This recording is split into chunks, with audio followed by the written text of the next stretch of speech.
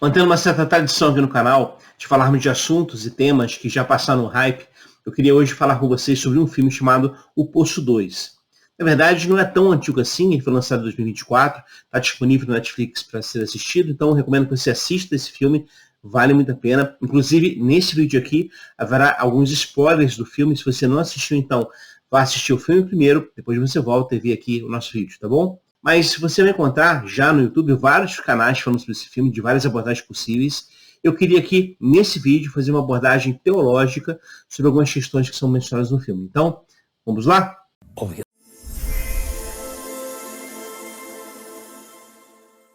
Lançado em 2024, O Poço 2, dirigido por Galder Castelo Urrutia, é na verdade uma prequela, ou seja, a história se passa antes do primeiro filme, lançado em 2019. Esse primeiro filme fez muito sucesso e gerou muitas interpretações, inclusive críticas que o filme faz à sociedade capitalista, meritocrática, então vale a pena assistir também. Esse segundo filme aqui tem também analogias, embora elas sejam muito mais diretas, muito mais claras. A narrativa deixa muito explícito a leitura que ela quer fazer. E qual é a história do filme? Bom, o protagonista dessa história, o Poço 2, é Peren Kwan. É uma artista que, na verdade, está se sentindo culpada por um acidente que aconteceu em uma das suas exposições, e ela busca no poço uma espécie de redenção. E há uma questão nova aqui, nesse poço, anterior ao filme 1. Nessa narrativa do Poço 2, cada pessoa que entra no poço tem direito ao seu próprio prato. Então, aquela plataforma que desce com vários pratos diferentes, vários tipos de comida, cada prato desses corresponde à escolha de uma pessoa. Então, há pessoas que escolheram, por exemplo, comer ameixa, e é isso que eles vão comer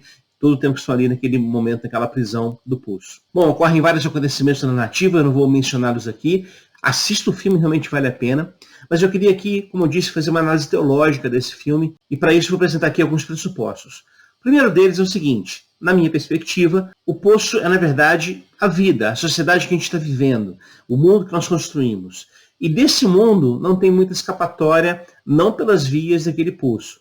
Aliás, um dos personagens do filme, que é aquele que sempre fala o óbvio, né, lá no primeiro filme, ele diz o seguinte: nós somos prisioneiros de nós mesmos e disso não tem como escapar. Bom, a estrutura daquele poço, né, quem já viu o primeiro filme também sabe disso, nós temos ali 333 andares. Se a gente conta, então, 2 prisioneiros por andar, o número que surge é o famoso 666.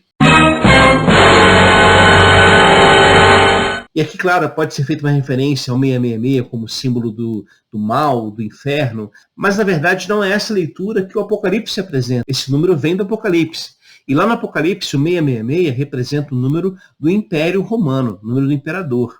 Então, nesse sentido, o 666 no Apocalipse, ele é um sinal para todo tipo de sistema, de império, que oprime a vida, como acontecia lá no primeiro século, com aquelas igrejas cristãs que estavam lá, Éfeso, Esmirna, Tiatira, que são mencionadas no Apocalipse. Então aqui nós temos uma releitura dessa perspectiva, dizendo o seguinte: essa estrutura que a gente está vivendo aqui no poço, que é a própria sociedade humana, ela é injusta, ela é perversa e ela é opressora.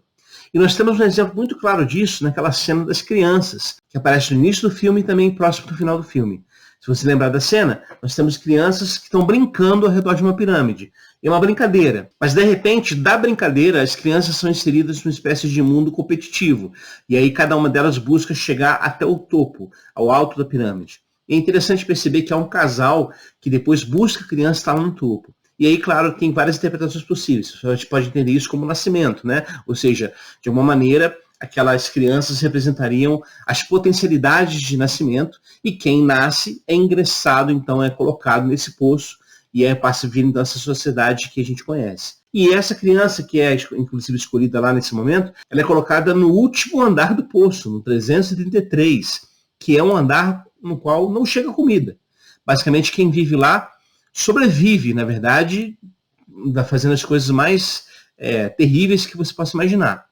Então perceba que o filme já deixa claro o seguinte: a vida é injusta nesse sentido. A vida não tem escapatória, porque a gente não pode fugir de nós mesmos, e a vida é injusta. A criança ser colocada no nível 333 é uma injustiça. E é assim que o filme está retratando a realidade. O mundo é injusto. Aliás, há uma referência no filme, várias vezes aparece isso, inclusive mais próximo do final, essa referência se torna também vital para a própria narrativa, que é uma pintura de Francisco Goya chamada O Cão. E ao pesquisar sobre esse quadro, a gente descobre o seguinte: ele foi pintado por Francisco Goya entre 1819 e 1823, durante os últimos anos da sua vida, onde ele já estava sofrendo por questões psicológicas e também físicas. Então esse quadro, O Cão, é uma das chamadas Pinturas Negras de Goya, que é um grupo de 14 imagens que ele desenhou, que ele pintou, enquanto vivia numa casa chamada Quinta del Sordo, ou seja, Vila dos Surdos. Esse O Cão, aliás, foi pintado numa das paredes da casa onde o Goya estava vivendo. E essa imagem desse cão quase que se afogando numa algo invisível, olhando para cima à espera de ajuda, uma ajuda que nunca virá, é na verdade um símbolo desse lado mais obscuro da própria humanidade e da desilusão de Goya com o mundo em geral, ou seja, a perspectiva de que não há como mudar, a sociedade é assim e assim vamos viver sempre. Mas eu disse que eu queria fazer uma análise teológica do filme, então eu vou dizer aqui duas questões que eu percebi a partir do filme, que acho que vale a pena a gente conversar a respeito. Uma delas é o seguinte: nós temos no filme uma estrutura que é mantida também por aspectos religiosos, que estão sendo sinalizados ali, simbolizados pela figura do ungido, que é um personagem que está vendado, ou seja, não enxerga, mas ele exerce a justiça naquele espaço. Então há certas regras que foram estabelecidas. Por exemplo, você não pode comer o prato de outra pessoa, afinal de contas, aquele prato é da outra pessoa. Então, cada um tem que respeitar isso. E se houver qualquer tipo de desobediência a isso, tem uma equipe que é guiada por esse ungido, que vai atrás dos culpados para castigá-los, e castigá-los muito severamente. Então, você tem braços sendo arrancados, você tem basicamente sacrifícios humanos sendo feitos. É uma coisa muito, muito terrível. E aí, há dois acontecimentos relativos a esse grupo que eu queria chamar a atenção. Um deles é uma frase desse juiz, desse ungido, quando ele diz o seguinte: a lei não se interpreta, se cumpre. E numa outra cena, você tem lá Peripuan que se revoltou com um grupo de pessoas para tentar mudar algumas situações do poço. E aí você tem esse grupo do ungido impedindo que o alimento chegue até o nível que eles estão. Então, quando dessa plataforma, no nível que o ungido está, com os seus companheiros lá exercendo aquela justiça, ao invés de permitir que a comida desça para o nível inferior, onde está lá a Peripuan e seus amigos, o que eles fazem? Eles pegam todo aquele alimento e jogam no lixo. A plataforma então desce vazia, sem nada para comer. E com isso eles não só sacrificam quem está ali no grupo de Peripuan, eles também sacrificam todos os níveis abaixo, porque eles também não vão ter o que comer. Então perceba que é uma estrutura injusta que é mantida por razões também religiosas. E eu queria chamar a atenção para essa lógica de que a lei não se interpreta, ela se cumpre. Ora, nós temos um grupo no Novo Testamento que pensa exatamente assim. É o grupo dos escribas, dos saduceus e dos fariseus, na verdade, o grupo dos religiosos, seja ligados ao Templo de Jerusalém, seja ligado às sinagogas na época de Jesus. É claro que há aqui toda espécie de justificativas para esse tipo de cuidado com a lei.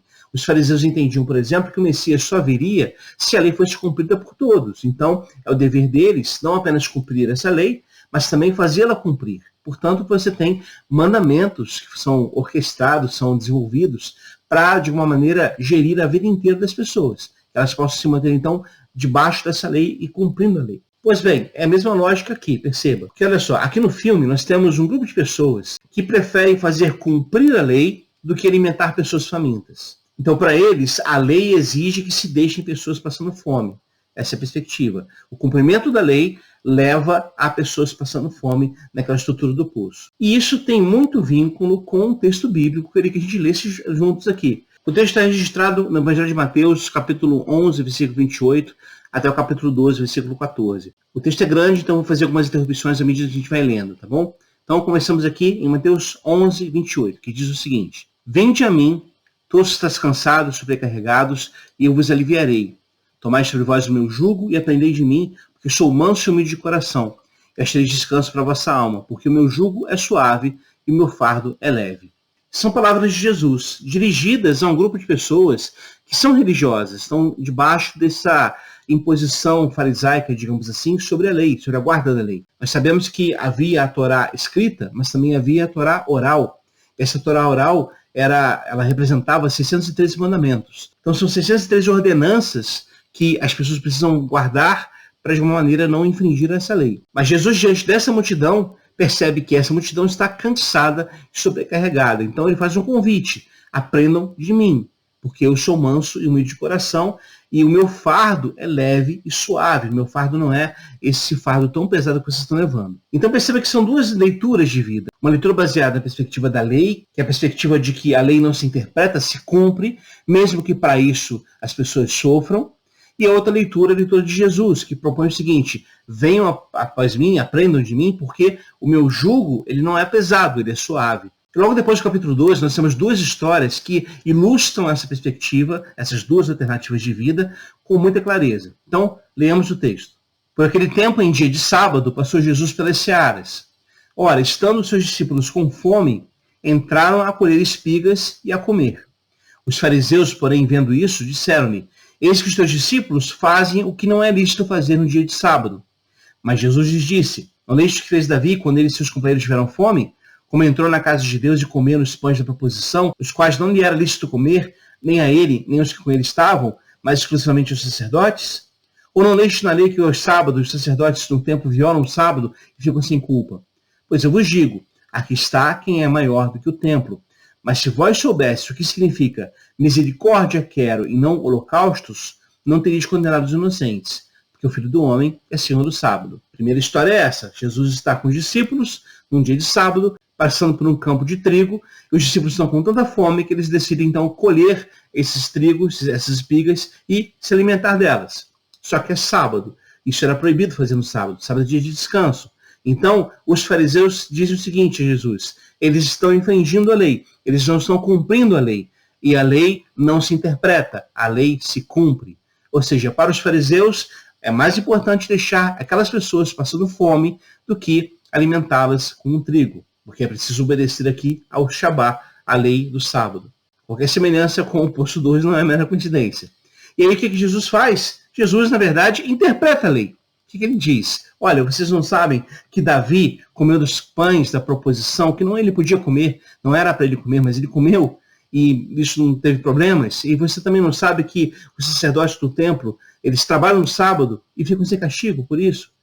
E aí ele vai dizer uma frase muito interessante. Na verdade, duas frases. A primeira ideia é: aqui está quem é maior do que o templo. Ou seja, Jesus se apresenta como uma alternativa a essa leitura legalista dos fariseus. Eu sou maior do que isso, sou maior do que essa religião.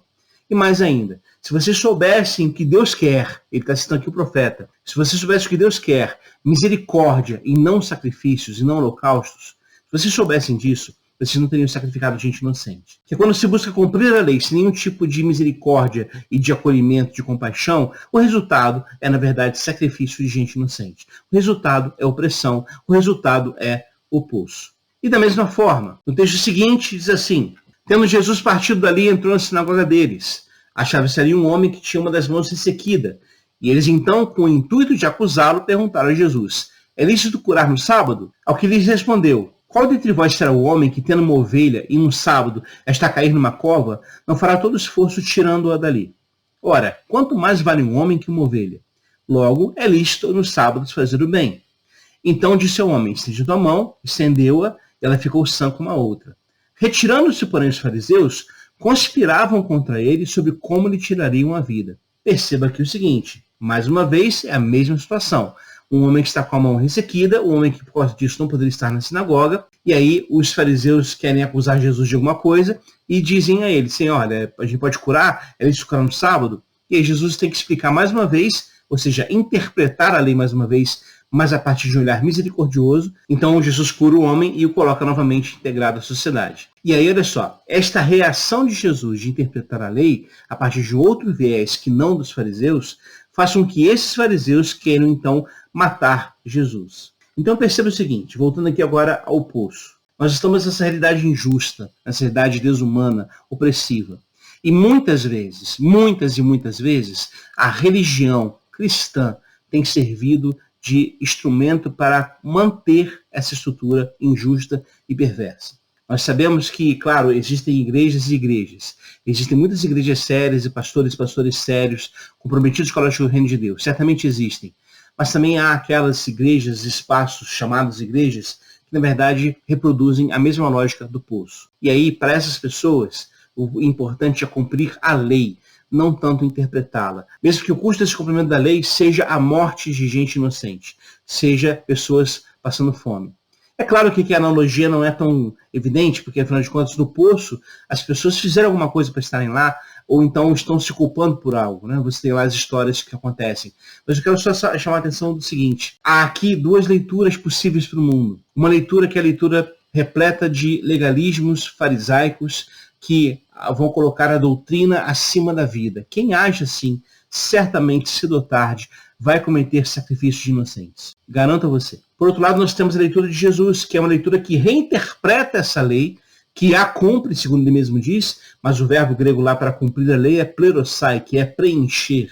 Jesus preenche essa lei e com o quê? Com uma nova imagem de Deus, um Deus misericordioso, compassivo, acolhedor, que decide que a vida humana é mais importante do que a doutrina. Então perceba como isso aqui está muito claro, essa relação. Essa é a primeira coisa que eu queria falar com vocês. E a segunda coisa é o seguinte, por mais que o Poço, o filme, tenha deixado claro a ideia de que aquela realidade não pode ser mudada, afinal de contas, ela está lá para sempre, é daquele jeito, eu garanto a vocês que qualquer construção humana pode ser mudada. O tipo de sociedade que a gente vive, uma sociedade injusta, uma sociedade perversa, uma sociedade opressora, uma sociedade onde há fome, onde há gente que não tem o que comer, nem onde dormir à noite, uma sociedade assim, que deixa crianças passando fome, essa sociedade não é um projeto divino, nem dos deuses, nem do destino, é um projeto humano. E se é um projeto humano, pode ser reconstruído, pode ser alterado. O poço não é uma estrutura eterna, o poço pode ser transformado. Mas é claro que para isso é necessário que essa estrutura do poço saia de dentro de nós, a gente arranque isso de dentro de nós e passe a enxergar a vida com o olhar do próprio Cristo, porque afinal de contas, este olhar é o que garante que a gente vá estender a mão ao outro que tem fome, dar água a quem tem sede, vestir os nus, acolher os estrangeiros, fazer o bem às pessoas que nos cercam. Essa é a realidade do Evangelho. Aliás, se a gente pudesse aqui resumir a religião cristã numa frase, a partir do Evangelho, seria essa. A religião pura e sem mácula para com Deus, como diz Tiago, é visitar os pobres, os órfãos, as viúvas, os necessitados, cuidar deles e também se manter incontaminado dessa mentalidade que caracteriza o poço que está tão perto de nós. Então, repense isso, a partir desse filme. Claro que eu não quero aqui esgotar todos os temas, e claro que há aqui também espaço para reinterpretações do que eu falei. Por favor, fique à vontade nos comentários para colocar o que você achou do filme e também do que você achou desse vídeo, tá bom? Quero muito ouvir vocês. Lembrando que teologia sempre se faz em diálogo. Então é isso, pessoal. Agradeço muito a atenção de vocês. Quero lembrá-los que no próximo domingo haverá uma live aqui no canal às 9h30 da noite. Vou colocar um tema para que vocês possam votar durante a semana. E aí o tema mais votado até sábado será o tema da nossa live de domingo que vem. Ok, pessoal? Então, mais uma vez, muito obrigado. Abraços a todos e todas. Até a próxima.